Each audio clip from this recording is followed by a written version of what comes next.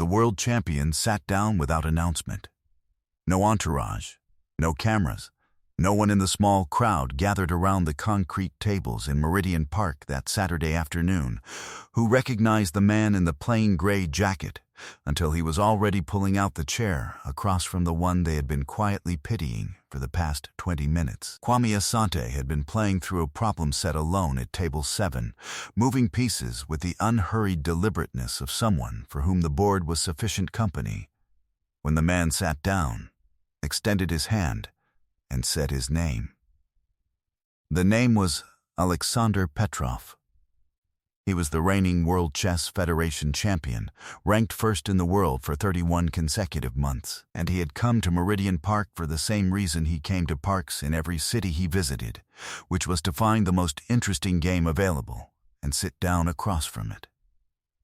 He had been watching Kwame Asante for 14 minutes from a bench near the fountain.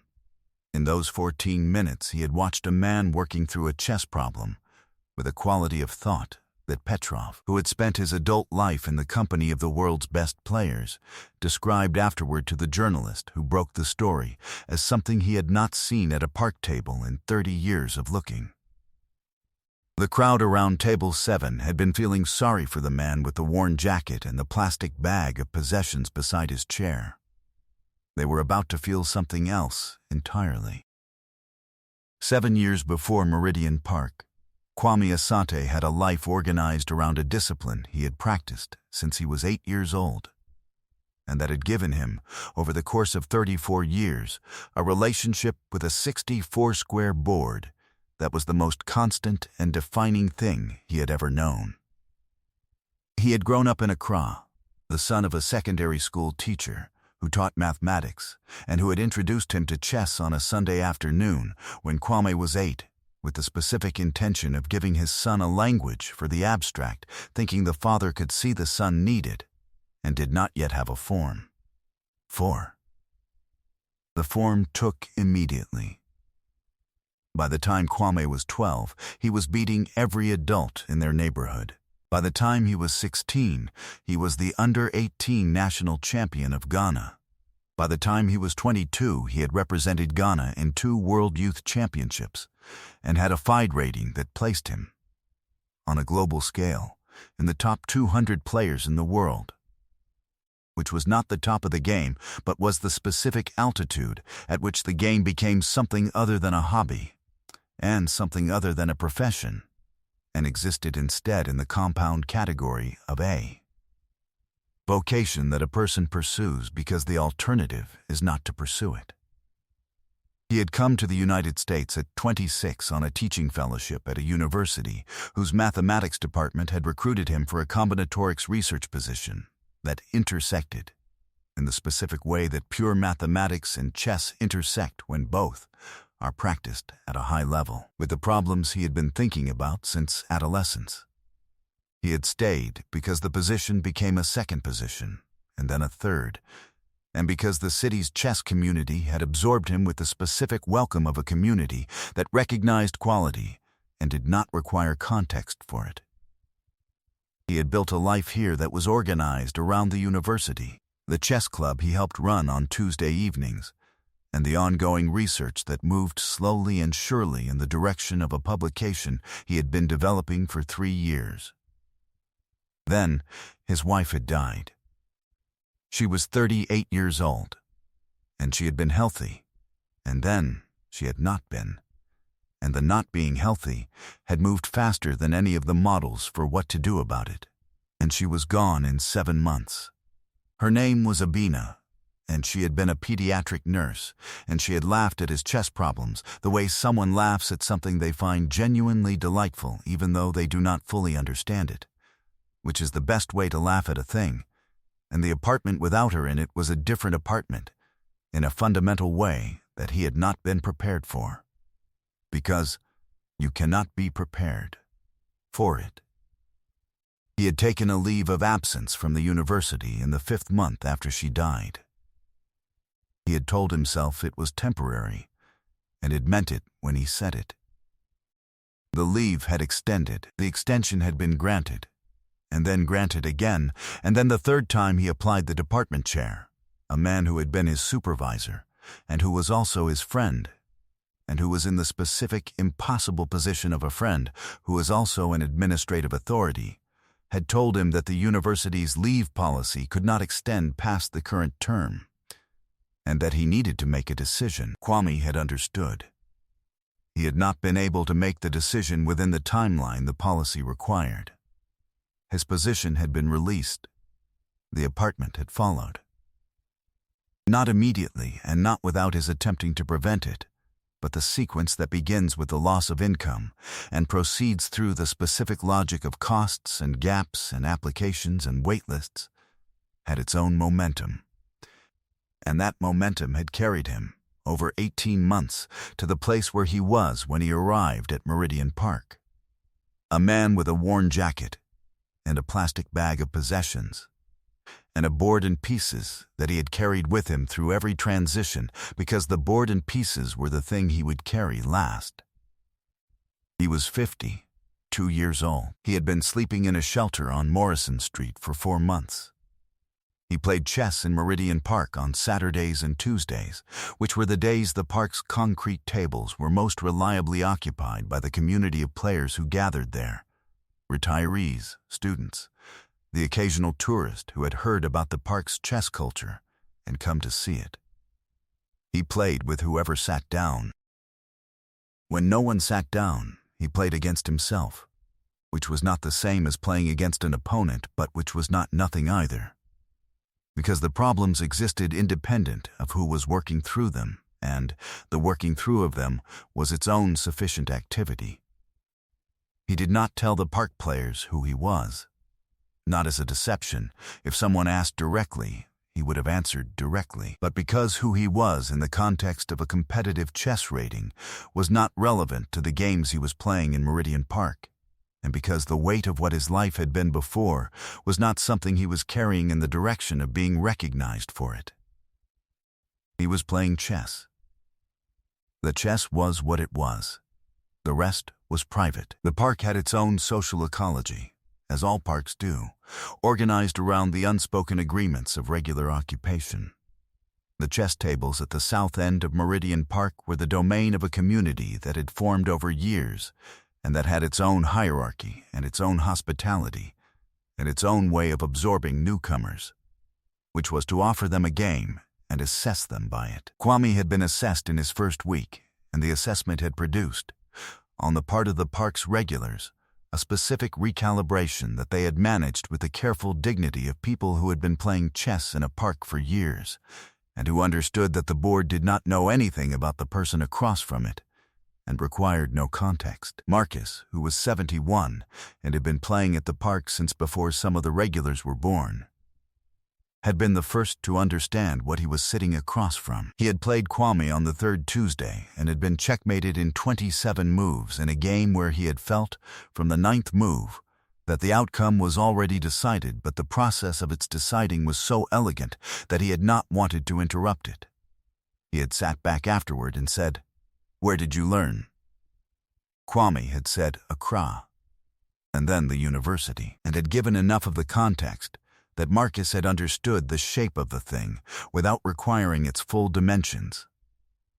Marcus had told the other regulars. The regulars had absorbed it with the particular equanimity of people who did not need a person's biography to understand their chess, but who valued the biography once they had it. The crowd that gathered on Saturdays was a different crowd. Not the regulars, but the passers-by. The families with children who stopped to watch. The people who had nothing particular to do and found the chess tables interesting and watched with the attention of people who were interested without being knowledgeable, which was a different kind of attention and one that produced a different kind of observation. What the Saturday crowd observed when they saw Kwame at table 7 with his worn jacket and his plastic bag and his board was the picture that the surface offered. A man who appeared to be homeless, playing chess alone in a park.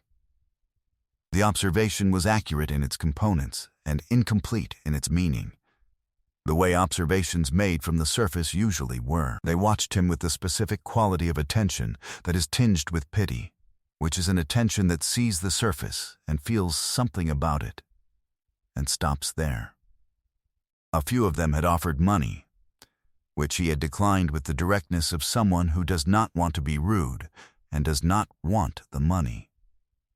One woman had asked if he needed anything, meaning food or help, or the kind of assistance that the picture on the surface seemed to call for. And he had thanked her and said he was fine and returned to the board. And she had stood there for a moment with the uncertainty of someone who has offered help and had it declined, and is not sure whether to be relieved or concerned. He was working through a problem when Alexander Petrov sat down.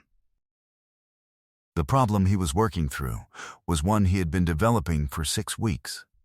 Not a game problem, a compositional problem.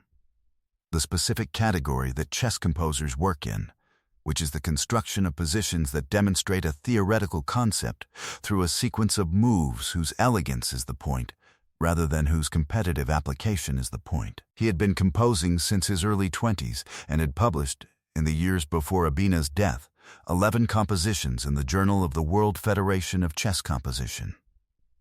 The current problem had a quality he was close to, but had not yet reached.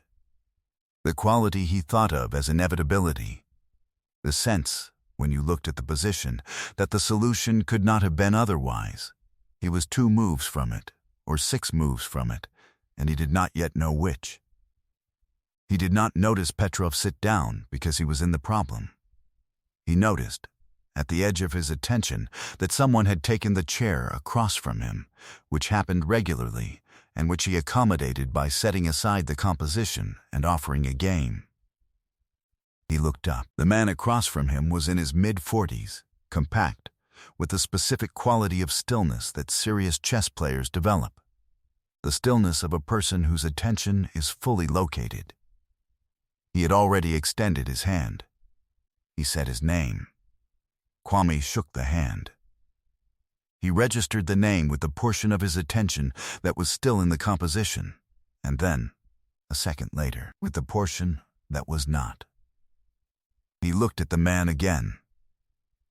Alexander Petrov had a face that was not widely known outside the chess world, because the chess world was not a world with a wide celebrity culture.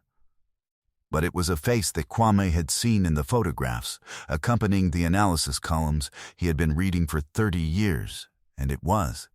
He was now satisfied. The face across from him. He said, "You are Petrov."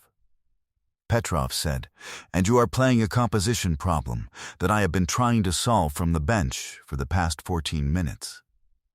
He paused. He said, "May I?" Kwame turned the board to face him. Petrov looked at it for a while without touching anything. The crowd, which had been watching the approach of the well-dressed man with the mild curiosity of people watching something they did not understand, had now produced the specific alertness of people who sense they are watching something they should understand and are trying to catch up. One of the regulars, a young man named Deshawn, who followed competitive chess online and who had recognized Petrov from 3 steps away, had already opened his phone. Petrov pointed at the queen's position. He said, "You have a problem on the 6th rank." Kwame said he knew. Petrov said, "But not which move." Kwame said, "Not yet." Petrov said, "It is bishop to g5. He said it the way people say things they are certain of, not as a suggestion but as an observation. Kwame looked at the position. He moved the bishop. He saw the line.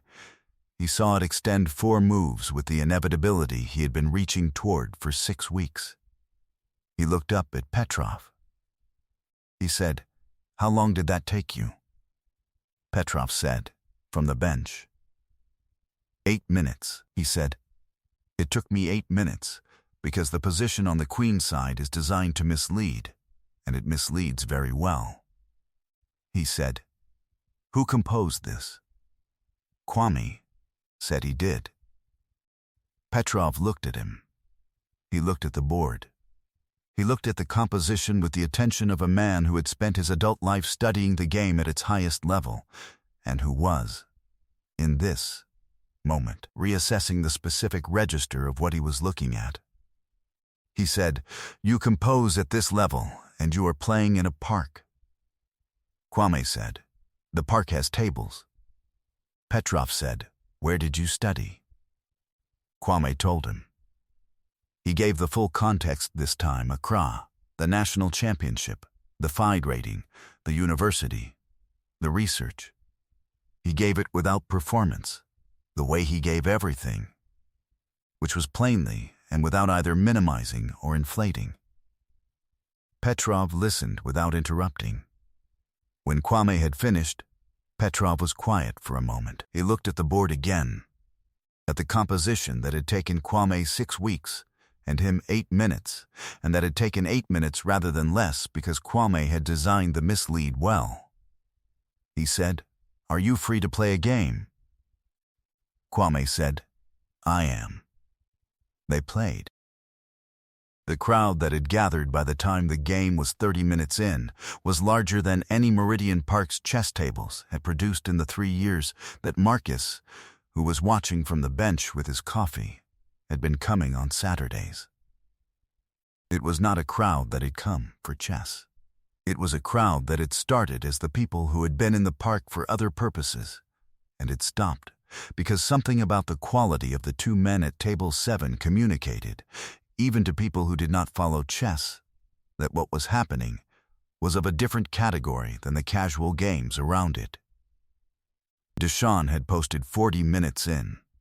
The post had a short video, 12 seconds of the 2 men at the board, and had accumulated, by the end of the game, more views than anything Deshawn had ever posted, which Deshawn attributed to the chess, and which the comments section suggested was partly the chess, and partly the specific visual fact of a man in a worn jacket playing the world champion to a draw with an audience of 60 people on a concrete bench in a city park.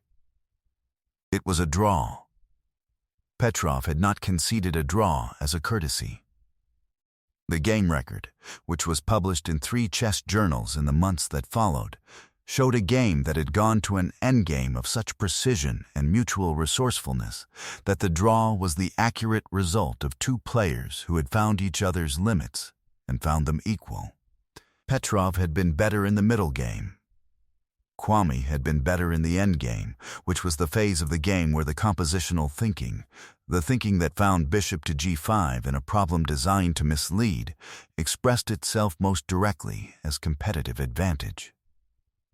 The game had been, in the assessment of the chess commentators who annotated it, exceptional. Petrov sat back when it was over. He said, "I have not been held to a draw in a casual game in 11 years. He said it without any quality of embarrassment, because the draw was not an embarrassment. It was information. He said, "I want to ask you something." Kwame said yes. He said, "The university position. Is it gone or is it available?" Kwame said it had been released 18 months ago. Petrov said, "Could it be reclaimed?" Kwame said he did not know. He had not allowed himself to think about it in the category of possible things. Petrov said, "Your composition is going to be published." He said it the way he had said bishop to g5, as an observation rather than a suggestion. He said he had a relationship with the editorial board of the World Federation's Composition Journal, and that the composition Kwame had shown him was the strongest new work he had encountered in 7 years, and that it would be published, and that the publication would carry Kwame's name and institutional affiliation, and that the question of what institutional affiliation that was going to be was the question worth answering. Kwame looked at the board. The pieces were still in the endgame position, the position where the 2 men had found each other's limits. He said, "The composition is not finished." Petrov said, "Bishop to g5 finished it." Kwame said, "The composition or the problem?" Petrov considered this. He said both. The publication came 4 months later. The composition appeared in the World Federation's journal with Kwame Asante's name and, at his request, No institutional affiliation. Not because there was none by then, but because he had wanted the composition to exist first as itself, the way the compositions he had always cared about most existed, which was independent of the name beneath them and sufficient on their own terms. The name was there. The work was there. The relationship between them was the relationship he had always wanted it to be, which was that the name explained nothing about the work, and the work explained everything about the name. The university had been the question he had not allowed himself to think about, and then had been required to think about. And the thinking had been difficult in the way that returning to a place where you were present before a loss requires you to be present after it, which is a different kind of presence, and one that must be built from different materials. The department chair, who had been his supervisor and his friend, had called him within a week of the Park story circulating, and the call had been the call of a friend first and an administrator second, which was the correct order. He had said, "Come back." Kwame had said, "In what capacity?" The chair had said they would figure out the capacity, and that the capacity was the second question, and Kwame coming back was the first. The capacity they figured out was a research associate position that would allow him to complete the paper he had been developing before the leave, and that carried the possibility of something more stable contingent on the paper and on what came after it. He took it. He moved out of the shelter on Morrison Street into a room in a house 2 miles from the university, the kind of room that was small and adequate, and that he furnished with the minimum required, and one thing that was not required, which was a board and pieces that he set up on the desk by the window. The board and pieces he had carried through every transition, because they were the last thing he would carry. He played against himself in the evenings the way he had always played against himself when there was no opponent available, which was not nothing.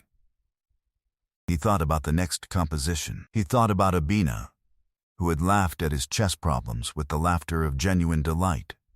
And he thought about the specific way she had looked at the board the one time she had asked him to explain what he was doing, and he had explained it, and she had said, "It's just another language." He had said, "Yes." She had said, "And you are fluent." He had not known at the time that it was the truest thing anyone had said about him. He was fluent.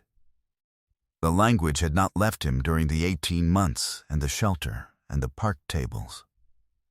The language did not leave people who were genuinely fluent in it. It waited. It composed problems in the background of everything else. It found Bishop to G5 in a position designed to mislead, and it held the world champion to a draw on a concrete bench in a city park on a Saturday afternoon, while 60 people watched and did not yet know what they were watching. Marcus knew.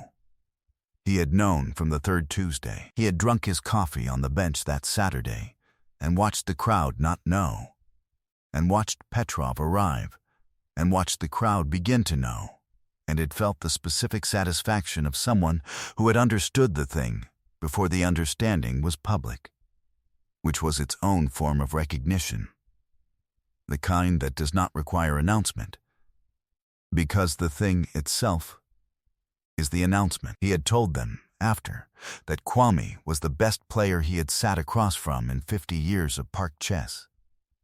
The people who had been there the whole time nodded. The people who had shown up for the last 20 minutes looked slightly lost. Marcus told them, "You should have been here earlier." He said it kindly, the way you say things that are true and a little late to be useful, but that are worth saying for the record. The record mattered. It always mattered. Kwame knew this about chess and about the rest of it. You played each move with the precision it required. You composed the problem through the mislead to the move that made the solution inevitable. You carried the board through the transitions, because the board was the language, and the language was what you had when the rest was taken away, and what you returned to when the rest was given back. He returned to it every evening at the desk by the window in the small, adequate room 2 miles from the university. He was working on the next composition. It was 4 moves from the quality he was reaching toward, or it was 8 moves, and he did not yet know which. He would find it. He had always found it. The board waited with the patience of a thing that knows it will be returned to. He returned to it.